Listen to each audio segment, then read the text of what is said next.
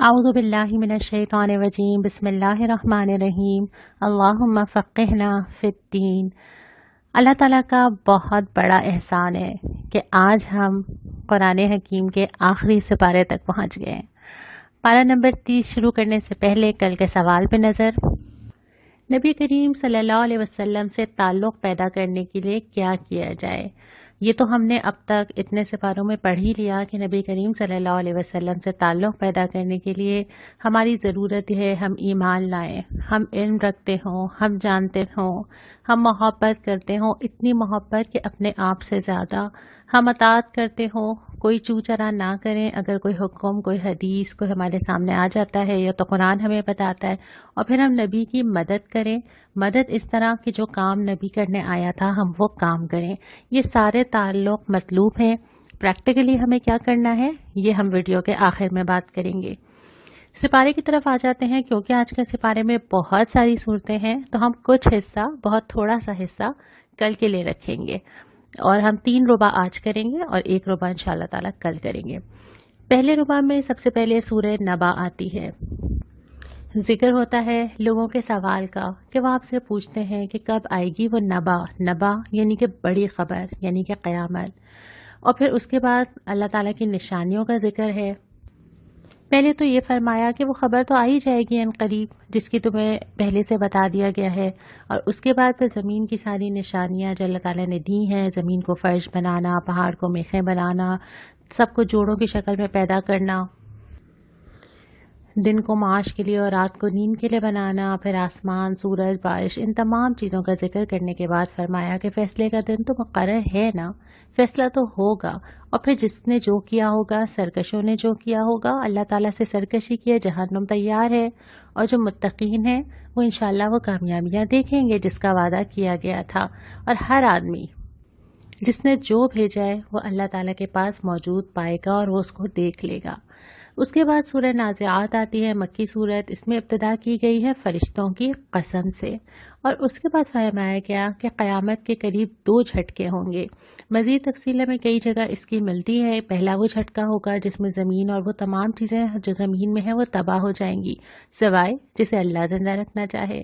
پھر ایک اور جھٹکا ہوگا جس میں تمام لوگ اٹھ کے کھڑے ہو جائیں گے، حیران ہوں گے کہاں سے لائے گئے، قبروں سے نکالے جائیں گے۔ اس کے بعد پھر فرمایا کہ رسول کو جھٹلانے والے کی عبرت ناک سزا ہے۔ اس کے بعد حیات بعد الموت یعنی مرنے کے بعد دوبارہ زندہ ہونے پر دلائل دیے گئے ہیں۔ پھر یہ ذکر کیا گیا ہے کہ جو ٹھکانہ ملے گا نا اس کے پیچھے کوئی نہ کوئی تو تمہارا اپنا ہاتھ ہوگا نا۔ دوزخ جن کا ٹھکانہ ہوگی وہ کیوں ہوگی؟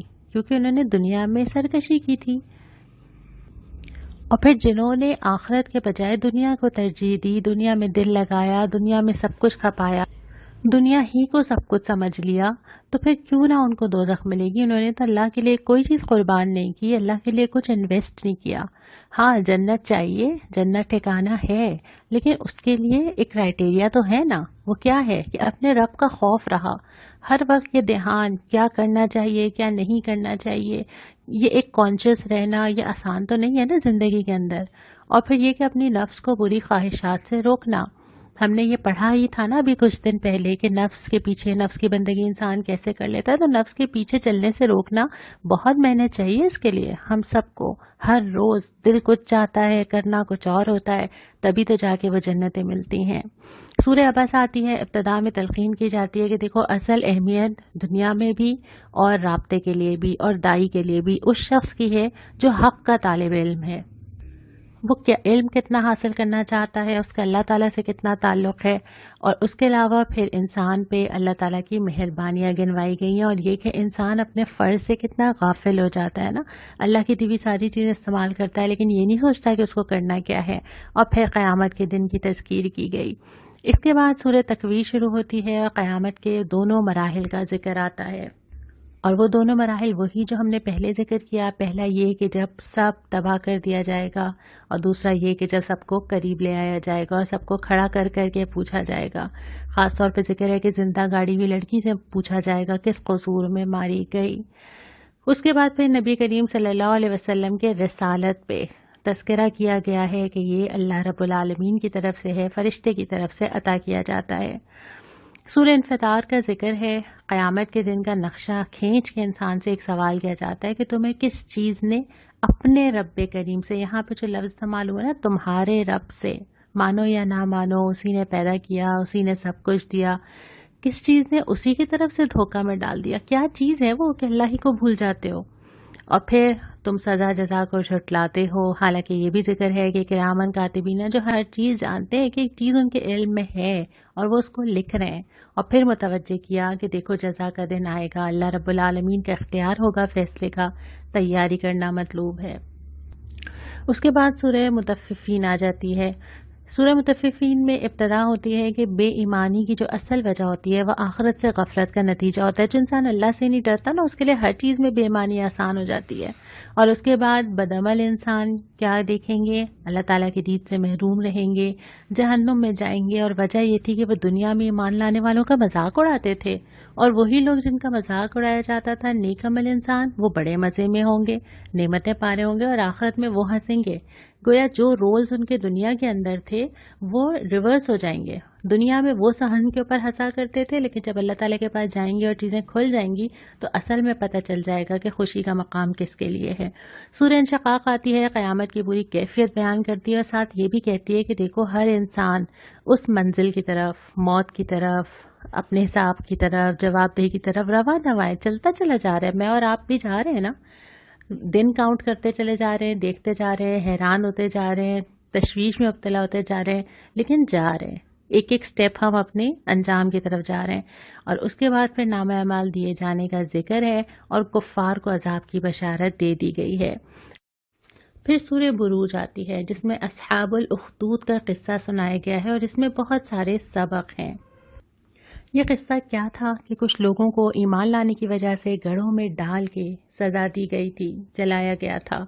اس کا قصہ سنا کے جو سبق اس میں بتایا گیا ہے وہ یہ کہ ظالم اور کافر خدا کی مار پا کر رہیں گے، اور اہل ایمان کو ایمان کی راہ میں جو بھی آئے اس میں مضبوط رہنا چاہیے۔ جب اس راہ میں قدم رکھا ہے نا تو تیار رہنا چاہیے، اور اس کو اپنے لیے اجر کا سبب سمجھنا چاہیے کہ اگر اللہ میرے لیے کو آزمائش لاتا ہے تو میرے درجات بلند کرتا ہے یا مجھے ٹیسٹ کرتا ہے۔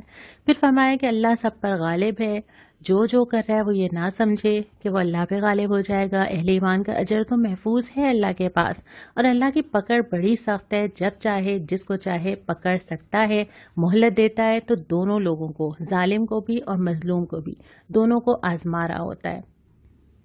پھر سورہ طارق آ جاتی ہے۔ ابتدا ہی میں آسمان، رات اور تاروں کی قسم کھانے کے بعد انسان کی پیدائش کی طرف متوجہ کیا جاتا ہے کہ ایک نصیحت ہے نا، دن رات دیکھ رہے ہو، اپنے آپ کو دیکھ لو، کس چیز سے پیدا کیے گئے، کیسے اللہ تعالیٰ نے بنیاد رکھی۔ اور اس کے بعد پھر ذکر کیا ہے جب اللہ نے ایک دفعہ پیدا کر لیا دوبارہ بھی اللہ اس پہ قدرت رکھتا ہے، اور جب اللہ سب کو کھڑا کرے گا تو پھر سب پوشیدہ، چھپا ہوا، جو کسی کو نہیں پتہ چلا، جو چھپا کے لے گئی، جو اپنا امپریشن بنانے کے لیے جو میرے دل میں تھا، جو چیزوں پہ میں نے پردہ ڈال دیا، سب نکل کے آ جائیں گی۔ اور اس کے بعد پھر ذکر کیا کہ دیکھو یہ جو چیز ہے نا، یہ آخرت، یہ جواب دہ، یہ کوئی مذاق نہیں ہے، یہ کوئی اتنی لائٹ چیز نہیں ہے کہ میں اگنور کر کے آگے بڑھ جاؤں، اس کو مجھے سیریسلی لینا چاہیے۔ اور اس کے بعد نبی کریم صلی اللہ علیہ وسلم کو تسلی دی گئی ہے کہ کافرین کو آپ ان کے حال پہ چھوڑ دیجئے۔ پھر سورہ اعلیٰ آتی ہے، ابتدا ہی ہوتی ہے کہ اپنے رب کے نام کی تسبیح کیجئے۔ یہ ہم نے کہیں جگہ پڑھا ہے کہ اللہ کی تسبیح کرنا، اللہ کی دی ہوئی چیزوں پہ اللہ کا ذکر کرنا، اور تسبیح کے بہت سارے عملی طریقے ہیں۔ نماز بھی تسبیح کی ایک شکل ہے، اور وہ کلمات بھی جو ہمیں سکھائے گئے ہیں، خاص طور پہ سبحان اللہ و بحمدہ، سبحان اللہ العظیم۔ پھر ذکر کیا کہ کامیابی چاہیے نا، ہر ایک کو چاہیے، تو کیا کرنا ہوگا؟ تزکیہ کرنا ہوگا، صاف کرنا ہوگا اپنے نفس کو، دیکھنا ہوگا، چھانٹنا ہوگا، اپنے رب کے نام کو یاد کرنا ہوگا، یاد رکھنا ہوگا ہر لمحہ۔ اس کے بعد یہ کہ نماز سے اللہ تعالیٰ سے تعلق بنانا ہوگا، جب ہی وہ فلاح ملے گی، اور اس کے ساتھ ساتھ ترجیح بھی طے کرنی ہوگی۔ دنیا کو ترجیح دو گے تو اسی کی طرف چلتے چلے جاؤ گے، دنیا کو استعمال کرو، ترجیح نہ بننے دینا۔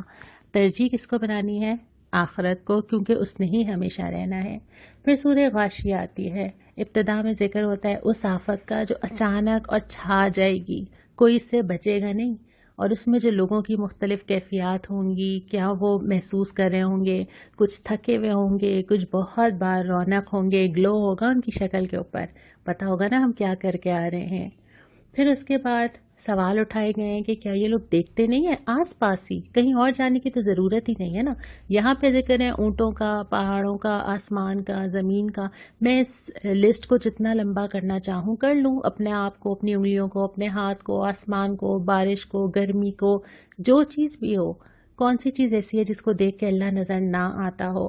نگاہ چاہیے ہوتی ہے، ہر ایک کے پاس نگاہ نہیں ہوتی نا، جب اللہ دل کی کھڑکی کھولتا ہے، قرآن بھی یہ کام کرتا ہے، تو پھر انسان کو وہ نگاہ پیدا ہوتی ہے، پردے ہٹتے ہیں اور ہر چیز میں قدرت اور اللہ کی کائنات نظر آنے لگتی ہے، اللہ کی نشانیاں کھل جاتی ہیں۔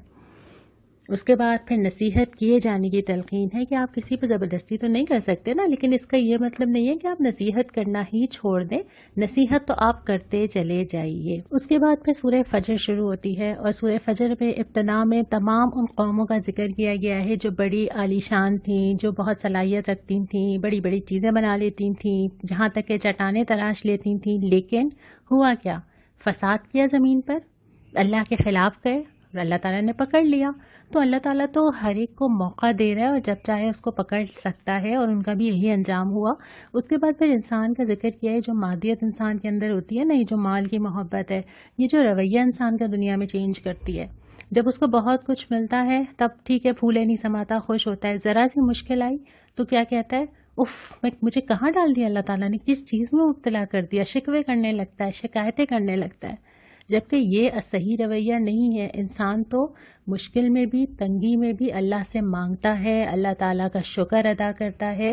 تو مومن کا رویہ، پہلے بھی ہم نے بات کی کہ ہر حال میں، مشکل ہو یا آسانی، اللہ کی طرف رجوع کا ہی ہوتا ہے۔ اس کے بعد ذکر کیا ہے کہ جو مال سے محبت ہو جاتی ہے، اس کے جو نتیجے ہوتے ہیں، یہ ہم شیئر نہیں کرنا چاہتے، ہم چاہتے ہیں بس سمیٹ لیں، اپنے پاس رکھ لیں، جیسے یتیم کا مال چاہتے ہیں کہ قبضہ کر لیں، مسکین کو کھانا نہ ایک دوسرے کو کہتے ہیں، نہ خود چاہتے ہیں کہ کھلائیں، میراث بانٹنے کے بجائے سمیٹنا پسند کرتے ہیں۔ تو مال کی محبت ہے دل کے اندر، تبھی یہ رویہ پیدا ہوا ہے۔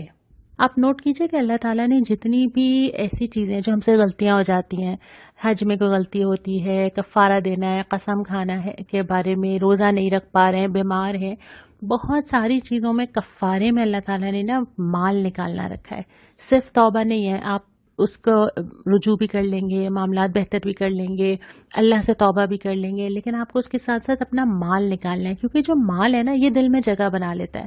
تو اللہ تعالیٰ چاہتا ہے کہ میرا مال نکلے تاکہ دل پہ کچھ چوٹ تو پڑے، اور واقعتاً مال نکالنا مشکل کام ہے نا، 4 نفل پڑھوا لیں مجھ سے آسان ہے، پیسے مجھ سے مانگ لیں تو ایک لمحے کو کچھ تو لگتا ہے نا جا کے دل کے اوپر۔ تو یہاں پہ بھی ذکر ہے کہ یہ ساری چیزیں جب ہی پیدا ہوتی ہیں جب تمہیں مال سے محبت ہونے لگتی ہے۔ محبت نہ ہو اس مال سے، استعمال کرنا ٹھیک ہے، اس کے بعد پھر انسان کی حسرت کہ ایسا نہ ہو کہ وہ جا کے جو ہے وہ اللہ کے پاس پچھتائے اور کہے کہ کاش میں کچھ کر کے آتا۔ اور پھر بہت پیاری آیت کہ جو لوگ اطمینان سے، نفس مطمئنہ کا ذکر ہے، جو اطمینان سے اللہ کی راہ میں یکسوئی سے چل کے آئے ہوں گے، ان کو قیامت کے دن کہا جائے گا چلو چلو کشاں کشاں اپنے رب کی طرف خوش خوش شامل ہو جاؤ میرے نیک بندوں میں اور داخل ہو جاؤ جنت میں۔ اللہ تعالی ہمیں ان لوگوں میں شامل کرے جن کو ایسے پکارا جائے گا۔ کیا بلیسنگ ہوگی یہ۔ اس کے بعد سورہ بلد آتی ہے، مکی صورت ہے، ابتدائی میں فرمایا گیا کہ دیکھو انسان کو مشقت کے لیے پیدا کیا گیا۔ اس میں بات سمجھنے کی ضرورت ہے کہ زندگی میں آسانیاں نہیں آتی، کسی کی بھی نہیں آتی۔ شروع میں آپ سوچتے ہیں، جب آپ ٹین ایجر ہوتے ہیں، ینگ ہوتے ہیں، تو آپ کو لگتا ہے کہ ایز پلانڈ ہوگی، میں پلان ہی ایسے کروں گا کہ پرابلمز نہ آئیں۔ پھر جیسے جیسے آپ آگے بڑھتے ہیں، آپ کو اندازہ ہوتا ہے کہ چیزیں پلاننگ سے نہیں چلتی اور زندگی آسان نہیں ہوتی، زندگی کے فیزز آتے ہیں، ساتھ ساتھ ہر طرح کے آتے ہیں۔ تو انسان کو یہ سمجھنا چاہیے، ایک تو یہ کہ زندگی آسان نہیں ہے، دوسری بات یہ کہ یہ دنیا آسانی کے لیے نہیں ہے، آسانی تو جنت میں ہے۔ آپ کو کچھ نہ کچھ تو دنیا میں مشقت اٹھانی ہوگی نا، اپنے کمفرٹ زون سے نکلے بغیر تو دنیا کا بھی کوئی کام نہیں ہوتا۔ آپ دین کے راستے پہ چلنا چاہتے ہیں اور چاہتے ہیں کہ آپ اپنے کمفرٹیبل زون میں رہیں، آپ کو کوئی مشکل نہ اٹھانی پڑے، یہ نہیں ہو سکتا۔ کہیں تو آپ کو کچھ نہ کچھ دینا ہوگا نا اللہ کے لیے، کچھ تو لگانا ہوگا نا۔ اور اس کے بعد پھر یہ فرمایا کہ انسان جو ہے وہ مال پہ بہت فخر کرتا ہے نا، میرے پاس اتنا مال ہے۔ مال اس لیے ذکر کرتا ہے کہ اتھارٹی انسان کے اندر لاتا ہے، ایک فخر لاتا ہے۔ اور اس کے بعد فرمایا کہ ہم نے تو دونوں راستے دکھا دیے تھے، اچھا اور برا دونوں سامنے تھے نا. اب جس نے جو راستہ اختیار کیا، مشکل اٹھانی ہی نہیں چاہیے، چاہا کہ دنیا میں سیٹل رہے، ہر چیز کچھ ڈسٹرب نہ کرنا پڑے. اور اس کے بعد پھر نیکی کے کام گنوائے ہیں کہ یہ سب کچھ کرنا تھا. گردن چھڑانا یعنی کسی کو قرض سے نجات دلا دینا، کسی کے لیے آسانی پیدا کر دینا، یتیم کی سرپرستی کرنا، مساکین کی مدد کرنا، ایمان لانا، اس پہ صبر کے ساتھ قائم رہنا، لوگوں کے ساتھ رحمت کا معاملہ کرنا. اور یہ ہر چیز، یہ ہر نقطہ اتنی تفصیل چاہتا ہے نا. ایک ہی نقطہ اگر لے لیجئے، رحم کا معاملہ. رحم کا معاملہ یہ ہے کہ جیسے تم زمین والوں پہ رحم کرو، آسمان والا تم پہ رحم کرے گا. ہر انسان کے لیے دل میں خیر خواہی رکھنا، نرمی کے ساتھ پیش آنا، اس کو چانس دینا، اس کو مارجن دینا، اس کو جج نہ کرنا، اس کے لیے آسانیاں فراہم کرنا. یہ تمام چیزیں اس کے اندر آ جاتی ہیں، اور ان میں سے ہر ایک پوائنٹ کی بے شمار تاکیدیں اور حدیثیں ہمیں ملتی ہیں. پھر سورہ شمس آ جاتی ہے، ذکر کیا جاتا ہے کہ دیکھو کائنات میں بھی اللہ تعالیٰ نے متضاد چیزیں بنائی ہیں نا. دو چیزیں دن ہیں تو اس کا اپوزٹ رات ہے. اسی طرح کے مثالوں کے بعد ذکر ہے کہ نیکی اور بدی بھی ایسی ہیں، دو اپوزٹ چیزیں ہیں. اللہ تعالیٰ نے انسان پہ ہر چیز الہام یعنی اس کے اندر بلٹ ان ہے کہ وہ نیکی کو پسند کرتا ہے، برائی سے دور ہونا چاہتا ہے، وہ دبا دیتا ہے اس چیز کو، لیکن وہ سکون پاتا ہے. جیسے جیسے وہ اپنے نفس کو یہ چیز دیتا ہے نا. ہم کیوں نماز، عبادت، حج، سجدہ ہم کیوں سکون محسوس کرتے ہیں؟ اس کی وجہ سے کہ یہ فیچر ہمارے اندر بلٹ ان ہے اور ہم اس سے کشش محسوس کرتے ہیں. ہم اس کو دباتے ہیں تو پھر وہ ابھر کے سامنے نہیں آتا. اور اس کے بعد یہ کہ اگر کامیابی چاہیے تو نفس کا تزکیہ کرنا ہوگا، اور قوم سمود کی مثال دی گئی ہے. اس کے بعد سورہ لیل آتی ہے اور ابتدا میں کہا جاتا ہے کہ لوگوں کی کوششیں مختلف قسم کی ہیں، اچھی بھی ہیں، بری بھی ہیں. اور اس میں دو طرح کے لوگوں کا ذکر ہے. ایک وہ جو اپنے مال کو اللہ کے لیے خرچ کرتے ہیں، تقوی اختیار کرتے ہیں، سچائی پہ قائم رہتے ہیں. اللہ تعالیٰ ان کو آسان راستے کے لیے سہولت دیتا ہے. جو بخل، بے نیازی اس قرآن سے، اللہ کی دعوت سے کرتے ہیں، جھٹلاتے ہیں، اللہ تعالیٰ ان کو سخت راستے کے لیے سہولت دیتا ہے. پہلے بھی یہ بات ہوئی تھی، جس طرف قدم ہوگا اس طرف آسانی ہوگی. اس کے بعد یہ فرمایا کہ پاکیزگی کے لیے پھر تذکرہ یہ ہے کہ اپنا مال خرچ کرو، اور اس لیے نہیں کہ تم اللہ پہ احسان کرو، اللہ کو راضی کرنے کے لیے خرچ کرو، وہ تم سے راضی ہوگا. اس کے بعد پھر سورۃ ضحیٰ آ جاتی ہے. نبی کریم صلی اللہ علیہ وسلم کو تسلی کہ اللہ نے تمہیں بالکل نہیں چھوڑا، اللہ تمہارے ساتھ ہے، اور ان قریب ایک بہت اچھا وقت آنے والا ہے، تم خوش ہو جاؤ گے. یہ جب بتایا جا رہا ہے اس وقت تو مشکل ہی مشکل ہے، اللہ جانتا ہے نا آگے کیا آنے والا ہے. اور اس کے بعد فرمایا کہ ہم نے تمہیں کیا کیا کچھ نہیں دیا. اور اس کے بعد اس کا ذکر ہے جو نعمتیں حاصل ہونے کے بعد مطلوب رویہ ہے، جس کی کچھ جھلکیاں ہیں کہ یتیم پہ سختی نہ کرو، سائل کو نہ جھڑکو. یعنی جو نعمت تمہیں ملی ہے، خاص طور پہ اگر مجھے مال ملا ہے، مجھے فائنینشلی آسانی ملی ہے، تو وہ دوسروں تک منتقل ہونی چاہیے، اور اپنی رب کی نعمت کا اظہار کرو اور شکر کرو. اس کے بعد سورہ علم نشرہ آ جاتی ہے. اس میں نبی کریم صلی اللہ علیہ وسلم کو تسلی دی جاتی ہے کہ 3 چیزیں اللہ تعالیٰ نے آپ کو دی ہیں. آپ کا سینہ کھول دیا گیا، یعنی آپ کو مطمئن کر دیا گیا، بھاری بوجھ جو آپ محسوس کر رہے تھے اسے دور کر دیا گیا، اور آپ کا ذکر بلند کر دیا گیا. ساری دنیا نے کوششیں کر لیں، لیکن نبی کریم صلی اللہ علیہ وسلم کے نام لینے والے، محبت کرنے والے کتنے کس تعداد میں اور آج تک موجود ہیں، اور آپ کا ذکر آج تک ہوتا چلا جا رہا ہے. یہ ذکر کیا جاتا تھا کہ کون ہوگا نام لیوا، یا نعوذ باللہ نام مٹا دیا جائے گا، لیکن اللہ تعالیٰ نے جس کے لیے فیصلہ کر لیا اس کا نام کوئی نہیں مٹا سکتا. پھر تنگی اور آسانی کا ذکر کیا ہے کہ دونوں ساتھ ساتھ چلتی ہیں. تنگی آتی ہے، آسانی ہو جاتی ہے، پھر آسانی آتی ہے، پھر تنگی ہو جاتی ہے. اور اس کے بعد اللہ تعالیٰ کی عبادت اور اپنے رب کی جانب رغبت کی تلقین کی گئی ہے. پھر سورۃ 3 آتی ہے، مکی صورت ہے، اور ذکر کیا گیا کہ انسان اس حد تک گر سکتا ہے، جبکہ اللہ تعالیٰ نے اس کو اتنا اعلیٰ اور عرفہ بنایا تھا، خلیفہ بنایا تھا، درجات دینے کے لیے بنایا تھا، نفس کے پیچھے بھاگ بھاگ کے اپنے آپ کو کس سٹیج تک پہنچا دیا ہے، اپنے آپ کو کتنا نیچے گرا دیا ہے. اور اس کے بعد فرمایا کہ جو اجر چاہتا ہو نا، اس کو ایمان اور نیک عمل دونوں کرنے ہوں گے. اور آخرت کے دن تو آنا ہی ہے، کیونکہ اللہ رب العالمین ہے اور اس کے انصاف کا تقاضا ہے کہ وہ ٹھیک ٹھیک فیصلہ کرے. پھر سورہ علق آتی ہے، پہلی وحی جو اللہ کے نبی صلی اللہ علیہ وسلم پہ آئی تھی، اس کا ذکر آتا ہے کہ پڑھنے کی تلقین کی گئی. اس کے بعد انسان کی سرکشی کا ذکر کیا گیا ہے کہ وہ اپنے آپ کو بے نیاز سمجھتا ہے کہ نہ مجھے کسی کی ضرورت ہے، نہ کوئی مجھ سے پوچھے گا، جبکہ دونوں چیزیں نہیں ہیں، ضرورت بھی ہے اور جواب بھی دینا ہے۔ اور اس کے بعد یہی کہا گیا کہ تمہیں پتہ نہیں ہے کہ اللہ تعالیٰ تمہیں دیکھ لے گا، اور اللہ گرفت کر سکتا ہے کسی بھی انسان کی، کسی بھی وقت، کسی بھی طرح۔ اور پھر تلقین کی گئی ہے کہ سجدہ کرو اور اپنے رب کا قرب حاصل کرو، جھک جاؤ۔ سجدہ صرف یہی نہیں ہے کہ انسان جھکے اور زمین پہ سر رکھ دے، سجدے کا مطلب یہ ہے کہ انسان اعتراف کر لے، اللہ کے سامنے سرنڈر کر دے کہ آپ مالک ہیں اور میں غلام ہوں، اور اس کے بعد وہ اپنے آپ کو اور اپنی زندگی کو اللہ کے حوالے کر دے۔ اس کے بعد سورہ قدر آتی ہے، اور اس قدر کا بنیادی موضوع تو شب قدر ہے، لیکن ابتدا ہی شروع ہوتی ہے قرآن کی عظمت کا ذکر کر کے کہ یہ جو قرآن ہے نا، یہ کسی اور نے نہیں بھیجا ہے، یہ ہم نے بھیجا ہے۔ اور اللہ تعالیٰ کی طرف ریفر کرنے سے اس کی عزت اور اس کی قدر بہت زیادہ بڑھ جاتی ہے۔ پھر اس کے بعد ذکر کیا ہے کہ یہ اس رات میں آتا ہے جو تقدیروں کی رات ہے۔ ویسے تو قرآن خود تقدیر بدل دینے والی کتاب ہے، لیکن اللہ تعالیٰ نے اس رات کو منتخب کیا جو کہ 1000 مہینوں سے بہتر ہے جس میں یہ کتاب دی گئی تھی۔ اور اس کے بعد پھر بتایا کہ اس رات میں فرشتے اور جبرائیل ہر حکم لے کے نازل ہوتے ہیں، اور اس رات میں سراسر سلامتی ہوتی ہے، یعنی لوگوں کے لیے فیصلے کیے جاتے ہیں، لیکن بھلائی کے فیصلے کیے جاتے ہیں۔ تو بہت ہی خوش نصیب ہے جو اس رات کو اپنی سلامتی مانگ لے، اپنے لیے بھی مانگنی چاہیے، قوم کے لیے بھی مانگنی چاہیے، ان حالات میں بھی مانگنی چاہیے۔ یہاں پہ 3 ربع مکمل ہوتے ہیں، آخری ربع دعا کے ساتھ انشاءاللہ ہم کل مکمل کریں گے۔ آج کا سوال وہ یہ ہے کہ ان 30 پاروں میں جو اب تک ہم نے پڑھے ہیں اس بابرکت مہینے میں، کون سا جملہ، کون سی آیت، کون سی بات ایسی ہے جو آپ کے دل کو چھو گئی ہے، جس نے آپ کے دل کے تاروں کو ہلایا ہے اور آپ غور و فکر اور سوچنے پہ مجبور ہوئے ہیں، یا آپ نے اللہ تعالیٰ سے بہت محبت محسوس کی ہے، یا آپ نے کوئی ارادہ باندھا ہے؟ تو ایک بھی ہو سکتا ہے اور 10 بھی ہو سکتی ہیں۔